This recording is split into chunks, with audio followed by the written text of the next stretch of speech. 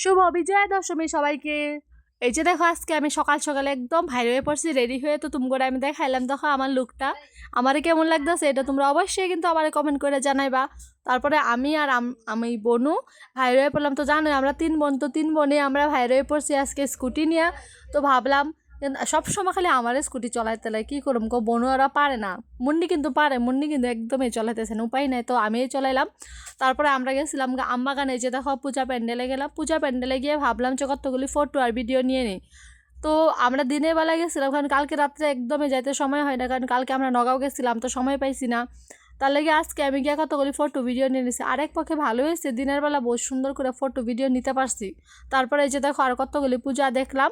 পূজা দেখা ওইগুলি তো যাই নাই, বাইরের থেকে দেখছি। গিয়ে এই যে তো হপরে আমরা হোটেলে ঢুকে পড়লাম। মনে কইতাছিল এখানে বলে মিষ্টি বলে বহুত টেস্টি হয়। পরে দেখো মিষ্টি দই আয়া পড়ছে, মিষ্টি দই আমরা সবাই খাই লইতেছি। আর আমার কেমন লাগতেছে এটা কিন্তু তোমরা কমেন্ট করে জানাইবা।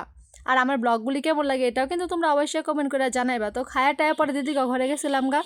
দিদিকে ঘর তো আমবাগানে তোমরা সবাই জানোই, যে আমার ডেলি ব্লগ দেখো তোমরা তো সবাই জানো। আমি আমবাগান গেলে দিদিকে ঘরে যাই পুচকুসোনাটা লেগে। পুচকুসোনাটারে যেই ভাল লাগে কি কমু, বহুত কিউট লাগে। অত ছোটো থাকতে দেখতেছি তো দেখতে দেখতে বড় হয়ে গেছে গা। পরে ওর লগে অল্প সময় টাইম স্পেন্ড করে লইছি। টাইম স্পেন্ড করে যে দেখো আবার বড়টাও পিছন দিকটা দেখছো। পরে পুচকুসোনাটারে সুন্দর কইতেছিল যে একটা পাপ্পি দিতে দেখো কি সুন্দর করে চুমা দিতে পারে, যে ভাল লাগে। কিন্তু ওই ছোটোটাও বিরাট পাজি, দেখো বড়টারে দেখবে কি চর দিতেছে, দেখছো খাইতেছে কিন্তু একদম উৎপাত। পরে ঘর থেকে আয়া পড়লাম, ঘর থেকে আয়া পরে আমরা বাজার দিক দিয়ে গেছিলাম গা। পরে শুনে কইতেছিল কিছু একটা খাইবো। তারপরে আমরা গেলাম গা দোকানে গিয়ে আমরা ফ্রাইড রাইস নিয়ে নিছি। এই যে দেখো ফ্রাইড রাইসটা। তো আমি আর শুনো এটা ভাগ করে খাই নিছিলাম।